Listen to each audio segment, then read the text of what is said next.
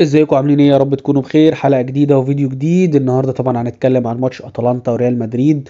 ماتش بصراحة كان جميل جدا. اتنين مدربين عملوا ماتش محترم جدا، وهنتكلم طبعا براحتنا عن اللي حصل في الماتش. امبابي يمكن بيقدم ماتش على الرغم من الإصابة والخروج بدري بدري، ولكن عمل ماتش محترم جدا. فينيسيوس اللي بيلعب يعني تقريبا يعني مش جاهز خالص وباين عدم الجاهزية، ولكن عمل ماتش محترم. لعيبة اتلانتا عملوا ماتش كبير، وضربة الجزاء والجدال الكبير اللي عليها.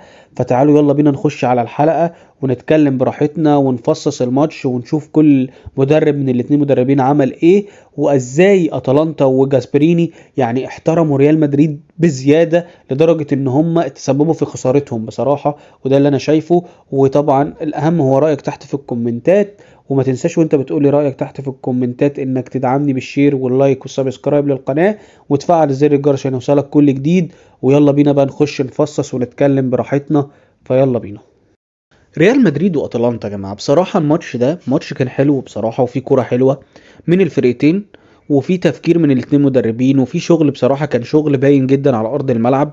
ولكن كان في توفيق طبعا لريال مدريد، يعني بصراحه خلينا نقول كده. وهو ده ريال مدريد في الشامبيونز ليج.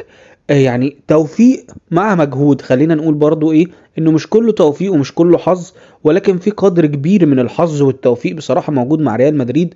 وهو ده ريال مدريد، عشان كده بيسموها البطولة بتاعته.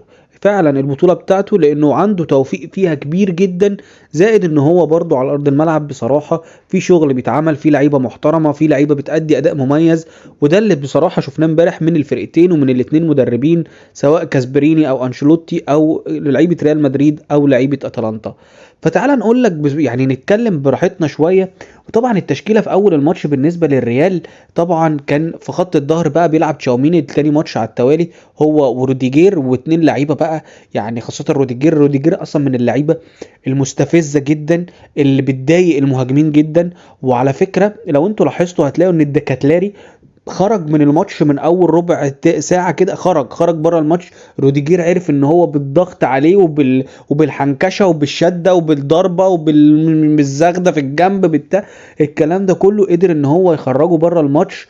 فخرج لعيب مهم جدا. زائد ان جاسبريني اصلا ساعد ريال مدريد، انا شايف كده بصراحه. عدم وجود رتويجي من اول الماتش انا شايفه هو على الورق تمام. ليه؟ لان انت عايز تأمن برضو دفاع، عايز لعيبه اكتر بشكل دفاعي، عايز تبقى شكلك دفاعي اكتر ومهتم اكتر بالناحيه الدفاعيه.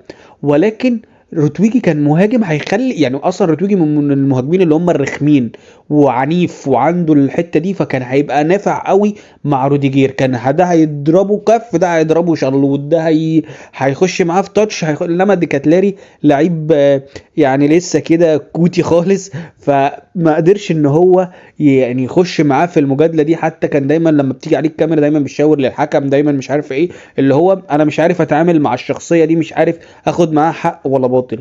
فطبعا تشاوميني مع روديجير في خط الدفاع دي كانت مميزه.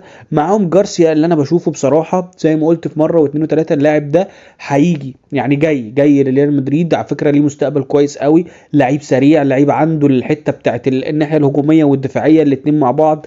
يمكن دفاعيا ضعيف شويه، لكن مع الخبره مع الوقت مع المباريات لا هيبقى كويس. مع بقى حته الهجوميه عنده مميزه، بيعرف يعمل عرضيه كويسه، بيعرف يخش في العمق كمان بطريقه كويسه جدا. فبصراحه جارسيا لعيب من اللعيبه المميزه.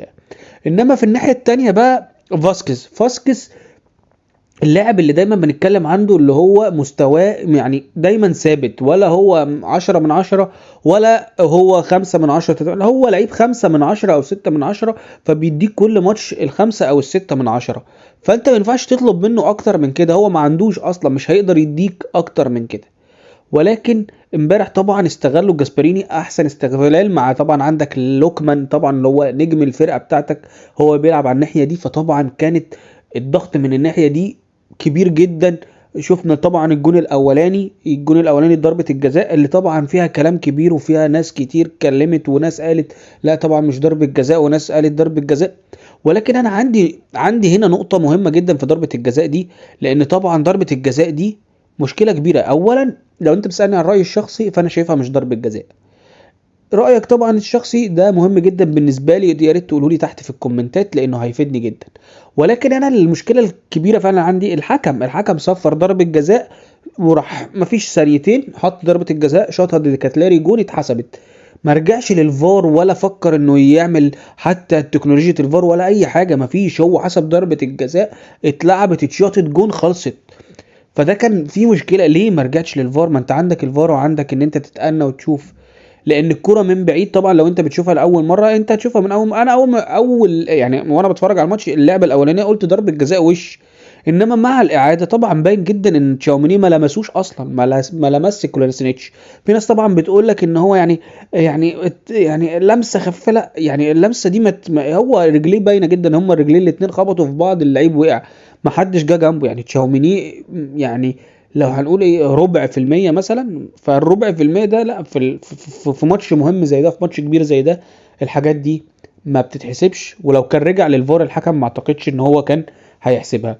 طبعا كيليان امبابي برضو نرجع لريال مدريد. كيليان امبابي بصراحة يعني من ساعة ما حط التيشيرت في البنطلون واخد ستايل رونالدو ده، وهو لا مقدم اداء كويس. يمكن من اخر الماتش اللي فات اخر ربع ساعة لعبها بشكل كويس، وادي اول ربع ساعة في الماتش ده كان لعبها، يعني شفناه طبعا في الجون حطها بصراحة، خدها كده بفنت جميل قوي وحطها في الزاوية البعيدة عن الحارس، حطها جميلة جدا جون. وبعديها بدقيقتين او بثلاث دقايق كان في كرة تانية هجمة مرتدة برضو اتلعبت ضربوا الدفاع بيها، راح كان ممكن هو شاطها كويس وعمل كل حاجة، ولكن كان لو هذا سنة لو لعبها لفينيسيوس جونيور كانت هتبقى احلى وكانت هتبقى افضل، كانت هتبقى جون اكيد 100%. ولكن برضه هو انا عايز اجيب التاني وعايز اثبت نفسي وعايز اثبت وجودي، فبصراحة استغلها لنفسه وشاطها، ولكن طبعا الحارس تألق وقدر ان هو يصدها.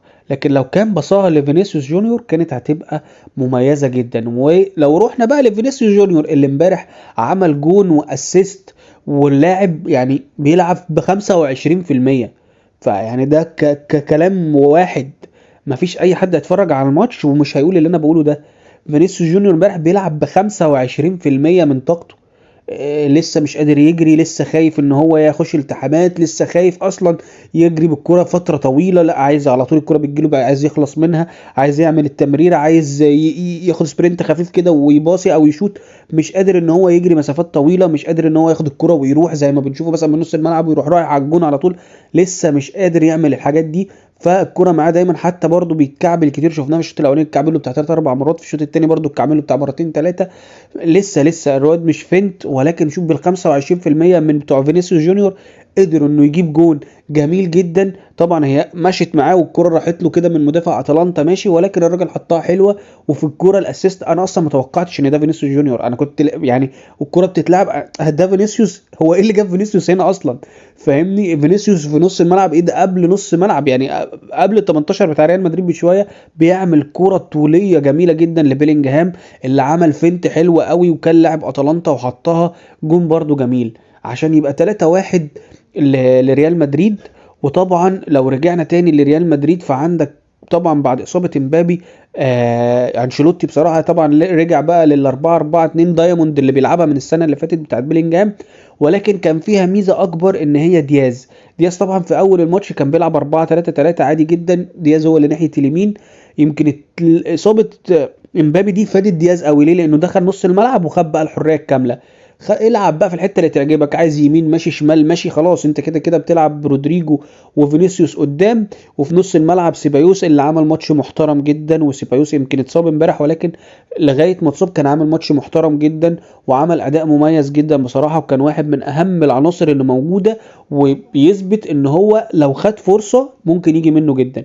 ولكن سيبايوس دايما مشكلته على مدار الكام سنه اللي هو قضاهم مع ريال مدريد وحتى لما كان في ارسنال ان هو ما بياخدش الفرصه كامله. اللعيبه يا جماعه ما بيجيش بماتش ويقعد دكه وبعد كده يلعب ماتش وبعد كده يقعد دكه ماتشين وبعد كده يلعب نص ساعه، بعد كده يقعد له 3 4 ماتشات دكه، بعد كده يلعب ماتش، بعد كده عمر ما في لعيب كوره قدم. وطبعا الناس اللي لعبت كوره واللي بتتفرج على كوره فاهم الكلام اللي انا بقوله ده، طبعا ما فيش لعيب كوره ما بيستمرش في اللعب بيبقى بيقدم اداء كويس. عايز تشوف اللعيب اديله ماتش واثنين وثلاثة وخليه يبقى سيء في ماتش وكويس في ماتش وحلو في ماتش قوي و10 من 10 في ماتش و7 من 10 في ماتش، لحد ما يثبت على فورمة. انما انت اللعيب اللي بتلعبه ماتش وتقعده وتنزله 10 دقايق وتقعده وتلعبه ربع ساعه وتقعده ماتشين وبتاع، مش هيجيب فورمه، عمره ما هيجيب فورمه، وعمره ما هيقدم اداء مميز في كل الماتشات. فطبعا سيبايوس ما نقدرش نحكم عليه لانه عمره ما لعب 5 6 7 ماتشات ورا بعض. يعني انا ما شفتش سيبايوس في مداره مسيرته مع سواء الريال او ارسنال ما لعبش 8 9 ماتشات ورا بعض. فما فيش لعيب ما لعبش المده دي هيعمل فورمه، فيعني لازم نلتمس له العذر. ولكن الراجل على قد ما بياخد على قد ما بيدي. يعني امبارح عمل ماتش كويس جدا ومحترم جدا. فبصراحه سيبايوس كان من ضمن الناس المميزه امبارح. لكن المميز اكتر زي ما بقول لك ابراهيم دياز بقى خد الحريه الكامله. الراجل بقى اللهم صل على النبي رايح جاي في الملعب وشغال يمين شمال. وطبعا الجون الاولاني الاسيست بتاع امبابي اسيست عالمي، والراجل اكتر من كرة وبيروح وبتاع. فدياز كده كده عالمي، ولو خد فرصته برضه بقى من اللعيبه الاساسيه هيبقى مميز جدا. وخاصه لما تديله الحريه في الملعب زي امبارح كده هيفرق معاك كتير. دياز مش بتاعت ان انت تأيده بمركز او تلعبه في حته مش حتته اللي هو ناحيه اليمين وترميه او الكلام ده. لا لا لا لا، دياز اديله الحريه هتاخد منه كوره حلوه. شفناه امبارح دياز يمكن لو جبنا التحليل بتاعه في تحركاته في الملعب هتلاقيه تقريبا راح في كل حته في الملعب، لعب في كل حته في الملعب. الراجل امبارح عمل ماتش كبير جدا وعمل اداء مميز. وكورتوا طبعا يعني كالعاده هو انقذ طبعا ريال مدريد في اكتر من كوره، ويمكن طبعا سبب من الاسباب امبارح الفوز. ولكن الماتش امبارح زي ما بقول لك هو ماتش حلو من الفرقتين، سواء جاسبريني او انشيلوتي الاثنين عملوا ماتش مميز. طبعا عندك بقى اتلانتا فيها كام لعيب بصراحه يستحقوا الاشاده. طبعا على راسهم لوكمان وديكاتلاري. ديكاتلاري اللي لولا ان هو فعلا روديجير ضايقه جامد اول ربع ساعه دي كنا شفناه. يمكن احنا شفنا ديكاتلاري امبارح في الشوط الاولاني بس مضيع له بتاع 3 4 تجوان مؤكدين، وكلهم من ضغط روديجر عليه. لو كان موجود رتويجي انا متهيألي كان اتلانتا في الشوط الاولاني كان خطف كرة او كورتين وكان ضايق ريال مدريد اكتر. وده اللي احنا قلناه في الحلقه بتاعت ماتش ريال مدريد، قلنا عمر ما تتخيل ان الماتش بتاع اتلانتا ده ريال مدريد هيكسبه بنفس السهوله اللي كسب منها مثلا السوبر بتاع السوبر الاوروبي. عمره ما كان هيكسب. وده اللي شفناه امبارح، اتلانتا احرج ريال مدريد كتير. والشوط الاولاني بالذات يمكن ريال مدريد ما راحش غير بالكره بتاعت امبابي الجون، والكره اللي بعديها اللي قلنا عليها، وكام كوره كده يعني يتعدوا على الاصابع. انما اتلانتا في الشوط الاولاني مضيعين 5 6 جوان مؤكدين. دي كاتلاري لوحده مضيع 3 جوان. فاتلانتا طبعا عملوا ماتش كبير وزي ما بقول لك فيهم كام لعيب مميزين، دي كاتلاري لوكمان، عندك كمان بيلانوفا وايدرسون. الاتنين بصراحة عالميين. ايدرسون لو يسرع بس رتم اللعب بتاعه شوية الواد ده هيبقى عالمي، وفعلا ليها الحق ليفربول تبقى عايزاه وليها حق السيتي تبقى عايزاه. لعيب مميز جدا في نص الملعب، عيل ملوش حل. بياخد الكرة ويقطع والفنت والمرقصة والكوبري ويعدي ويروح مشكلته بس انه بطيء سنة. لو يسرع رتم لعبه شوية هيبقى عالمي عالمي. نفس الكلام بيلانوفا ناحية اليمين. الواد عمل ماتش امبارح هجومي ودفاعي بسم الله ما شاء الله. الواد ده عامل له امبارح مش اقل من 15 20 عرضية بس في الماتش، ما حدش استغل ولا واحده منهم. لو رتويجي موجود برضه هرجع واقول لا، كان استغل واحده او اتنين على الاقل، كان ضايق فيهم كورتو وكان ضايق فيهم دفاع ريال مدريد. الواد امبارح بسم الله ما شاء الله دفاع وهجوم ورايح جاي. الحته اليمين دي كان يعني عسكري مرور فيه، رايح جاي رايح جاي وايه اللهم صل على النبي يعني. فلا امبارح اتلانتا بصراحه كان ماتش مميز. ريال مدريد عملوا ماتش مميز. ويعني اللي احنا كسبناه طبعا ان عوده ريال مدريد لمكانه الطبيعي على الاقل 9 نقط في المركز ال 18. هنبتدي ان احنا نخش طبعا كده. ريال مدريد هتخش بقى تتصفي في ال 16 اللي هيصفوا وبتاع، وهيرجع ريال مدريد الطبيعي والبطوله بتاعته مش بعيد نشوفه في النهائي زي كل سنه. فطبعا مبروك لريال مدريد.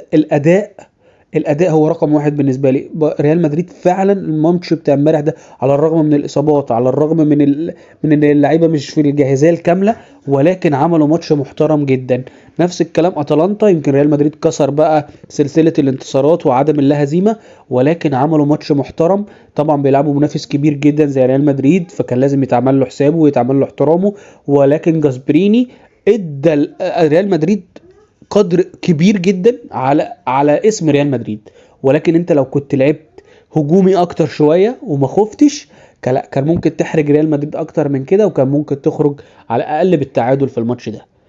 ماتش كان محترم جدا، استمتعنا بيه جدا، ويا رب تكون الحلقة عجبتكم، يا رب ما كنتش طولت عليكم. ما تنسوش تدعمونا بالشير واللايك والسبسكرايب للقناة، فعلوا زر الجرس عشان يوصلكم كل جديد، وبشكركم جدا وسلام.